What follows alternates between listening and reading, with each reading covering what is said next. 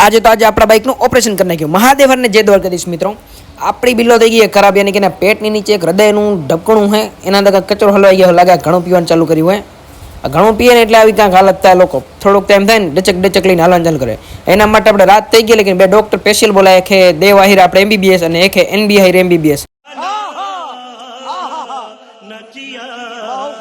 બંને ડોક્ટર આજુબાજુના તડફડીએ ખોલવાનું ચાલુ કરી નાખ્યું હોય તમે જોઈ લો ખાલી અને खोलीने ऊंधू करना है पेट ने पेट नीचे दबानु बस हृदय काटवानु है दिल बोलते इसका दिल। अरे कहना क्या चाहते हो? उसके अंदर एक कोथरी है ना कोथरी में कचरा फंस गया जैसे हमारे अंदर फंसता नहीं इसके अंदर भी फंस गया है। ओहो भाई साहब ये ऐसा मार मार के भी क्या करूं मैं इसका कुछ हो नहीं सकता। मुझे लगा पहले का पेट्रोल में कचरा लेकिन फिर पता चला इसका तो पूरा सर्विस करना पड़ेगा। फ्यूल पंप का सर्विस करने के बाद यानी कि उसको कर देते फिट। अब उसका पेट लेकर हम उसको कर देते इधर बाहर। यार हिंदी गुजराती मिक्स होता है ना वो मेरे अंदर का आटा ढीला होता है। अब देखना है ऑपरेशन सक्सेसफुल है या नहीं है।